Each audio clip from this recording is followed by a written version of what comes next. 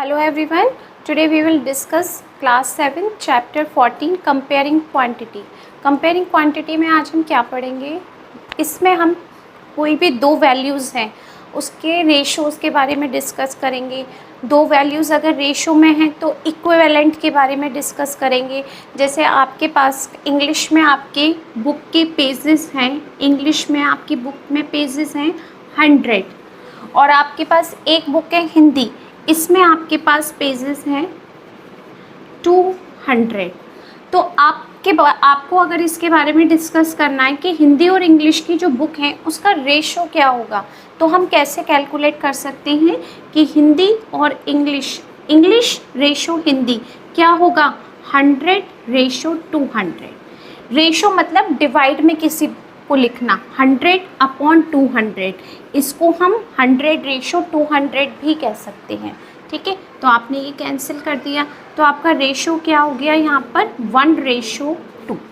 तो हम इस तरीके से इसके बारे में डिस्कस करेंगे. इक्विवेलेंट कि कोई भी अगर आपके पास दो वैल्यू हैं तो हमें ये देखना है क्या वो हम लोएस्ट टर्म में कन्वर्ट करके उसको इक्वल कर सकते हैं. जैसे कि जो क्वेश्चन अभी बोर्ड पर लिखा है एक्सरसाइज 14.1 का फर्स्ट क्वेश्चन, चेक, पहले ही नोट है यहाँ पर check if the following ratios are equivalent. तो आपको बताना है क्या ये रेशोज इक्विवेलेंट है. तो एक वैल्यू तो 16/81 है, एक वैल्यू आपके पास 4 और 9 है. तो आप इसको कट करके क्या इस फॉर्म में ला सकते हैं, क्योंकि ये तो ऑलरेडी लोएस्ट टर्म है, अब ये किसी नंबर से डिवाइड नहीं कर सकते और इसको हमें चेक करना है. तो क्या पॉसिबल है देखते हैं. 16/81 क्या आप इसको लोएस्ट टर्म में कन्वर्ट कर सकते हैं? कोई भी नंबर ऐसा नहीं है जो इसको लोएस्ट टर्म में कन्वर्ट कर सकता है. और 4/9 पहले से ही लोएस्ट टर्म में है.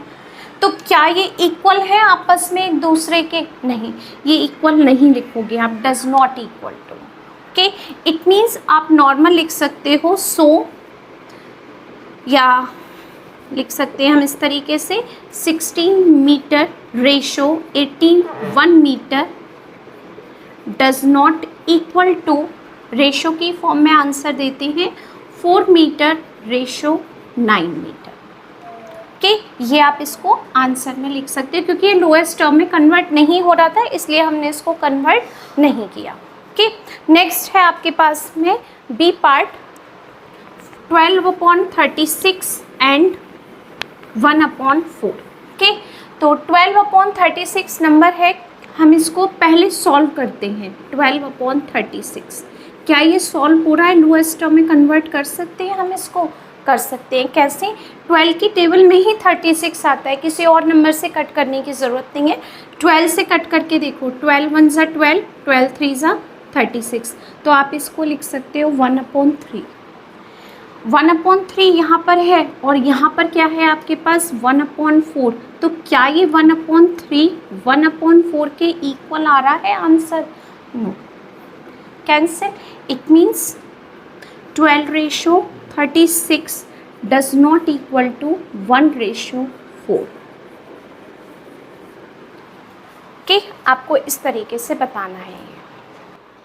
Next part C, 960 gram ratio 1 kilogram and 920 gram ratio 2 kilogram. अब इसका रेशो देखना है क्या ये इक्वल है. तो सबसे पहले जो यहाँ पर यूनिट है केजी, इसको ग्राम में कन्वर्ट करते हैं. क्यों? क्योंकि ये भी ग्राम में है तो ये भी ग्राम में होना ज़रूरी है. तो हमें ये पता है 1 kg इज़ इक्वल टू क्या होता है 1000 ग्राम होता है.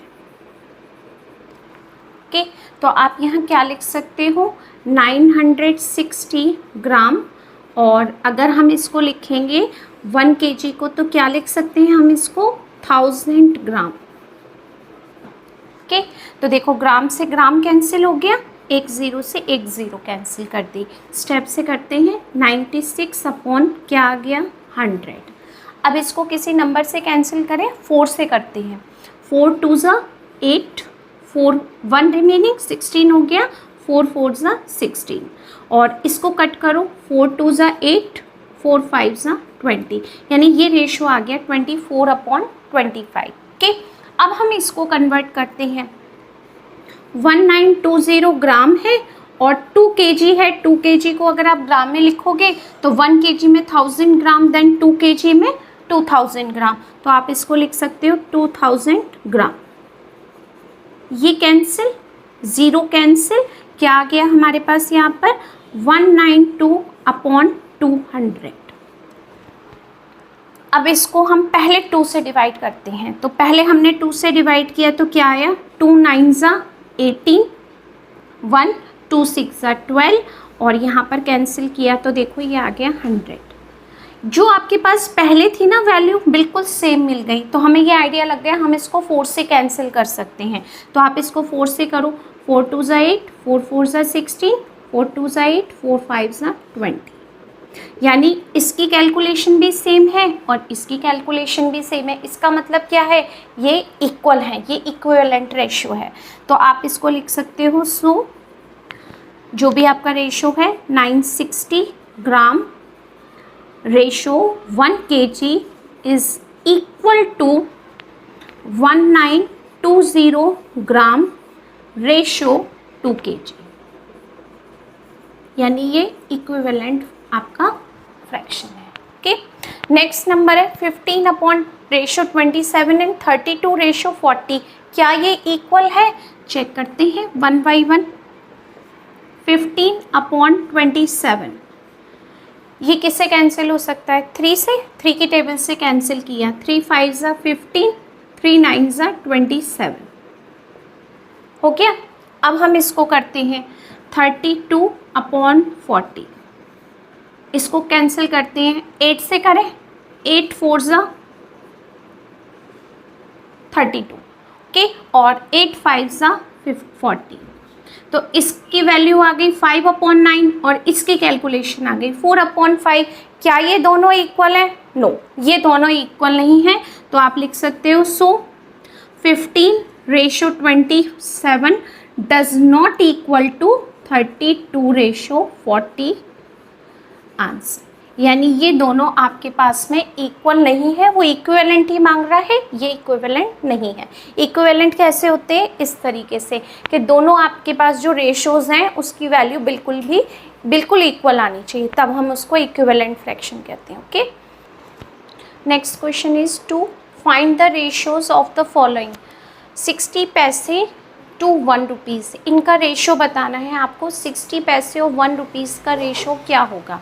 तो ये हमें पता है 1 रुपीज़ में 100 पैसे होते हैं। सबसे पहले एक ही यूनिट में कन्वर्ट करना है। रेशो हम कब कैलकुलेट करते हैं, जब हमारी यूनिट सेम होती है, बिल्कुल सेम।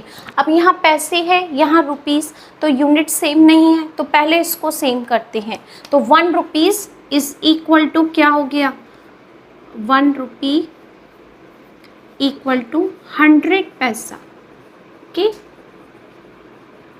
अब हमने यहाँ चेंज किया तो 1 रुपीज़ में 100 पैसे हैं। अब लिखेंगे क्या होगा रेशो, इसका रेशो इज़ इक्वल टू 60 पैसे और यहाँ पर आ गया आपके पास 1 रुपीज़ मीन्स 100 पैसे।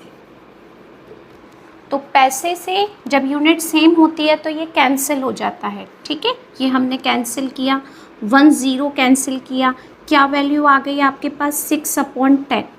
अब ये ऐसा नंबर है जो किसी एक ही नंबर के टेबल में आना ज़रूरी है, तो कौन सा नंबर है वो जिससे आप इसको कैंसिल कर सकते हो, 2, तो 2 3 6 और ये हो गया 2 5 10। तो क्या आ गया आपके पास रेशो, 3/5। क्या फाइंड करना है आपको, फाइंड द रेशोज़, तो रेशो इज़ इक्वल टू 3/5, यानी ये नंबर आ गया, ये हो गया आपका आंसर। ओके, नेक्स्ट नंबर है आपका B part, 10 metre to 158 centimetre. अब आपके पास एक तो मीटर में है, एक सेंटीमीटर में है, तो जो इजीली कैलकुलेट हो जाए उसको करेंगे। हमारा मीटर को इजीली होगा चेंज करना, क्योंकि 1 metre is equal to 100 centimetre. Okay, तो आप यहाँ लिख सकते हो 1 मीटर इक्वल टू 100 सेंटीमीटर, क्योंकि सेंटीमीटर को अगर करेंगे तो 1/100 मीटर आएगा, थोड़ा सा टफ हो जाएगा, तो जो इजीली कैलकुलेट हो गया। 1 metre is equal to 100 centimetre, तो 10 मीटर इज इक्वल टू क्या हो जाएगा आपके पास 10 × 100 सेंटीमीटर, इसको आप लिख सकते हो 1000 सेंटीमीटर। ओके, अब हम इसको रेशो में कन्वर्ट कर सकते हैं। Ratio is equal to 10 metre की जगह क्या लिख सकते हो, 1000 सेंटीमीटर अपॉन 158 सेंटीमीटर लिख सकते हैं ना इसको हम इस तरीके से। 10 मीटर ऑलरेडी हमने कन्वर्ट कर दिया सेंटीमीटर में, और ये पहले से ही सेंटीमीटर में है, ये लिख दिया। सेंटीमीटर से क्या कैंसिल हो गया, सेंटीमीटर। अब इसको हम कैंसिल करें 2 से कैंसिल किया, 2 5 ज़ा 10, 0 0, 2 7 ज़ा 14, 2 9 ज़ा 18। तो क्या आंसर आ गया आपके पास, 500/79। अब आप खुद ध्यान से देखो कि जो इसकी यूनिट डिजिट है ये वाली, एक 0 है एक 9 है, कोई भी नंबर ऐसा नहीं है जिसके टेबल में 0 और 9 दोनों आएंगे, ठीक है। तो आपका जो रेशो होगा वो यही आंसर देगा। तो रेशो क्या हो गया आपके पास, 500/79, ये हो गया आपके पास आंसर। क्लियर हो गया। ये कोई भी नंबर ऐसा नहीं है जो 500 और 79 को लोएस्ट टर्म में कन्वर्ट कर सके, तो यही आंसर है। Okay, next part C, 63 days to 3 months. अब आपको क्या रहेगा इजी करना, कन्वर्ट। मंथ को डेज में हमें पता है कि 1 मंथ में 30 डेज होते हैं, ठीक है, 31 भी होते हैं, लेकिन जो काउंटिंग अगर हम करते हैं कहीं चेंज करने की तो वो 30 डेज से ही करते हैं, ठीक है। तो हम यहाँ लिख सकते हैं 1 month is equal to 30 days. हमने यहाँ पर इसको कन्वर्ट कर दिया, 1 मंथ इक्वल टू 30 डेज। तो आपके पास कितने मंथ हैं, हमारे पास 3 मंथ है, 3 मंथ्स। उसको अगर आपको डेज में कन्वर्ट करना है तो क्या लिखेंगे, 3 months equal to 3 × 30 is equal to 90 days.